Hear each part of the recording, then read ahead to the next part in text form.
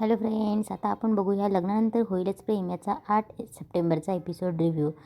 आता आजच्या भागात आपल्याला बघायला मिळणार आहे की अचानक युगची एंट्री झालेली. युग आल्यावर सगळेच खुश होतात. जीवा आणि पार तर एवढे खुश होतात की त्याला उचलून ते नाचायलाच लागतात. पण युग खूप शांत शांत असतो. तेव्हा तेव्हा मिथुन काका बोलतात की युग तो असा अचानक कसं काय आला, फोन नाही काही नाही. तेव्हा युग थोडा चाचपडतो आणि बोलतो की सरप्राईज. तेव्हा जीवाही बोलतो एव्हा ना एवढा बडबड करणारा युग असं असं शांत शांत काय. तेव्हा युग शांत राहतो आणि काहीच नाही बोलत. त्याचा थोडा काव्याला संशय येतो. तेव्हा मानिनी बोलते युग काय रे, काही झालंय का. तेव्हा युग बोलतो काही नाही. हे नंदीला पण वेगळंच वाटत असतं. तेवढ्या तिथे रम्या आणि वसू येते. तेव्हा युग बोलतो की रम्याताई, वसू वसू आत्या तुम्ही अशा अवतारात. युग त्यांच्याकडे जाणार. तेवढ्यात मानिनी त्याला पकडते आणि बोलते युग त्यांच्याकडे जायची काही गरज नाही. तेव्हा युग बोलतो अगं असं काय म्हणतेस तू. तेव्हा मानिनी बोलते तू आत्ताच आलाय ना, तुला नजर नको लागायला कोणाची. आधीच माझ्या दोन्ही मुलांच्या आयुष्याला नजर लावलीच आहे. आता तुझ्या बाबतीत काही केलं नाही म्हणजे झालं. आपण जर का चिखलात दगड मारला तर चिखल उडतो की नाही आपल्या अंगावर. म्हणून आपण चिखलाच्या जवळच जायचं नाही. तेव्हा युग बोलतो अगं आई तू अशी काय म्हणतेस, आत्या आत्या आहे माझी. तेव्हा मानिनी बोलते खबरदार आत्या म्हणायचं नाही आणि इथून पुढे आपलं त्यांच्याशी काहीही नातं उरलेलं नाही आहे. तेव्हा मानिनी युगला बोलण्यातनं शांत करते आणि वसू आणि रम्यालाही बोलते की एवढं मी बोलली तरी तुम्ही इथून हलला नाही आहेत. चला वरची कामं आवरली, चला आणि कामं करा. तेव्हा युग बोलतो की अगं आई अशी का वागलीस. तेव्हा जीवा बोलतो आम्ही नंतर तुला सांगू, बरं ते सगळं जाऊ दे, तुझं अभ्यासाचं काय. तेवढ्यात युगला पाणी पिता पिता ठसका येतो. तेव्हा जीवा बोलतो अरे अभ्यासाचं नाव काढल्यावर ठसका काय केलंस की काय. तेव्हा पार्थही बोलतो काय गडबड केलीस की काय. मानिनी बोलते राहू दे पुरे, तुम्ही अभ्यासात काय दिवे लावले आहेत ना ते माहिती मला. तेव्हा पार्थ बोलतो एक्सक्यूज मी, टॉप 30 आर्किटेक्टपैकी एक आहे. दिवे बत्ती मेणबत्ती काय काय सगळं लावलं आहे मी. तेव्हा जीवाही बोलतो हां हां. तेव्हा विक्रम बोलतो तुझं काय. तेव्हा जीवा बोलतो माझं नाही त्याचं. तेव्हा विक्रम बोलतो की चल जाऊ दे आता, चला चल पाय पड सगळ्यांचे. तेव्हा युग बाप्पाच्या पाया पडतो. सगळे जिकडे तिकडे जातात. तेव्हा काव्या तिथेच असते आणि मनात बोलत असते की युग आल्यानंतर घरात किती आनंद झाला आहे सगळ्यांना. पार्थ पण किती खुश आहेत. खरं तर आता इतका सगळा आनंद असताना गुरुजींचा विषय पार्थसोबत बोलायला नको त्यांना टेन्शन नको म्हणून काव्या तिथून निघून जाते. युग देवाजवळ प्रार्थना करत असतो की देव बाप्पा माझ्या याने सगळ्यांना आनंद झाला आहे, पण मी का आलो हे कळलं तर राडा होईल. तेवढ्या तिथे नंदिनी येते आणि बोलते युग. तेव्हा युग दचकतो. तेव्हा नंदिनी त्याच्याकडे बघतच राहते आणि बोलते प्रसाद. तेव्हा नंदिनी बोलते काय झालं, एवढा घाम का आला आहे तुला. तेव्हा युग बोलतो की बहिणी मी ठीक आहे, ते दिव्यासमोर जास्त वेळ उभा होतो म्हणून घाम आला असेल, मी फ्रेश होऊन येतो. म्हणून युग तिथून निघून जातो. इकडे वसू चिडचिड करत असते की काल तू माझा स्वाभिमान दुखवला आहेस मानिनी, आत्तापर्यंत मी रागवली होती फक्त, पण आता तू माझं स्वाभिमान चिरडून टाकलं आहेस. ज्या मुलाला मी अंगाखांद्यावर खेळवलं त्याच्यापुढे तू मला अशी बोललीस. तेव्हा वसू खूप चिडचिड करत असते. तेव्हा रम्याही बोलते अगदी बरोबर बोललीस आई तू. युग स्वतःहून आपल्याशी बोलायला आला होता आणि मामीने हसं केलं आपलं त्याच्यासमोर. तेव्हा वसू रम्याला समजत असते की आपण या काही गोष्टींची संधी साधायची.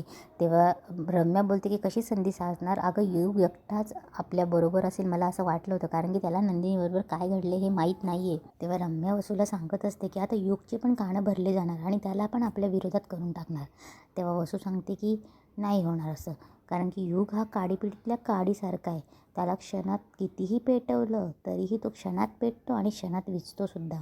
तेव्हा वसू रम्याला सांगत असते की युग कसा हलक्या कानाचा आहे आणि मागे त्याने युगसोबत जी गोष्ट झाली ती रम्याला सांगून दाखवली आणि युगला आता आपण आपलं पॅदं कसं बनवायचं आणि आपल्या बाजूने कसं वळवायचं हे वसू रम्याला सांगत असते. इकडे काव्य आपला स्टडी करत असते पण तिच्या डोक्यात सारखे गुरुजींचेच विचार असतात. तेव्हा मानिनी तिथे काव्यासाठी कॉफी घेऊन येते. काव्या मानिनीशी बोलत असते. तेव्हा मानिनी काव्याला सांगत असते की काव्या, काल मी आणि पार्थ बोलत होतो तेव्हा आम्ही हेच बोलत होतो की काव्य किती बदलली आहे. तेव्हा काव्य थोडी शांत होते आणि मानिनीला विचारते काकू खरंच बदलली आहे मी.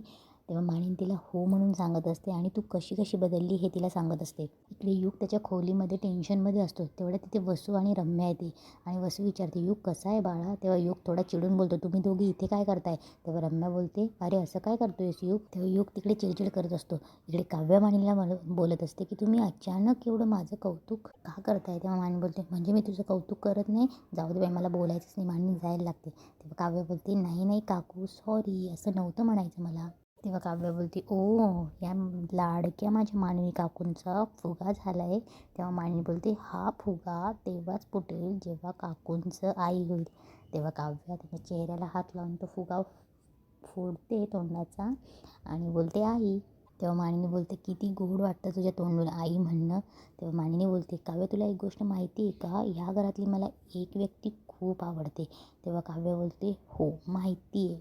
तेव्हा काव्य बोलते विकी, विक्रम काका अर्थातच.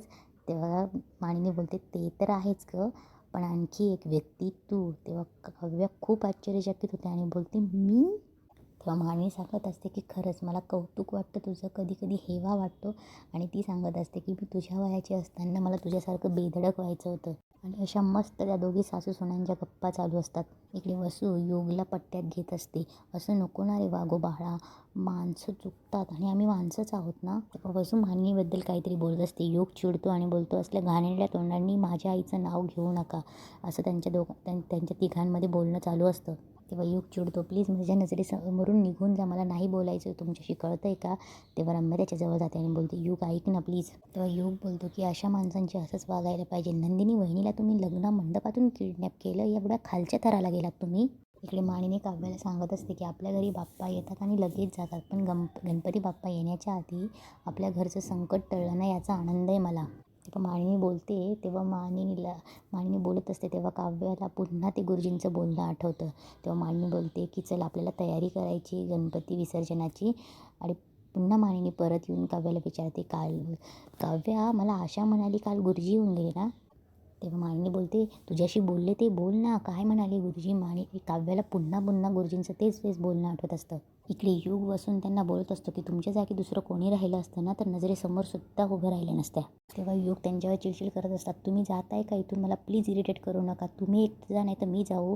नाही बरोबर आहे, आई बरोबरच म्हणत होती, तुम्ही दोघीसुद्धा ना निगरगट्ट आहात, कधीच सुधारणार नाही, जाऊ दे मीच जातो म्हणून युग निघून जातो. युग गेल्यावर रम्या वसूला बोलते की हा तर आपलीच लाज काढून गेला आणि तू याला आपलं प्यादं बनवणार होतीस.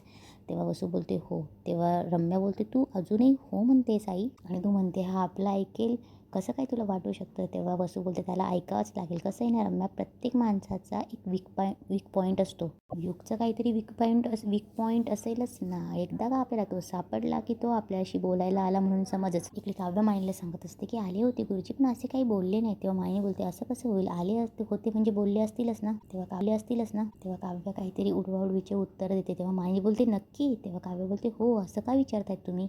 तेव्हा मानिनी बोलते तुला माहिती आहे ना गुरुजी चेहरा बघून चांगलं वाईट सगळं सांगतात, आणि जर काही वाईट घडणार असेल तर ते संकेत देण्यासाठी सुद्धा ते धडपड करतात, येऊन स्वतः सांगतात. आणि ते आले म्हणजे काहीतरी सांगितलंच असेल ना त्यांनी. तेव्हा मानिनी काव्याकडे शंकेने बघत असते आणि काव्य शांत होते. काव्याला काही कळत नाही काय बोलावं म्हणून. आणि इथेच आजचा एपिसोड संपतो. Please guys subscribe this channel आणि अशाच नवनवीन एपिसोड रिव्ह्यूसाठी बघत राहा मालिकांची दुनिया.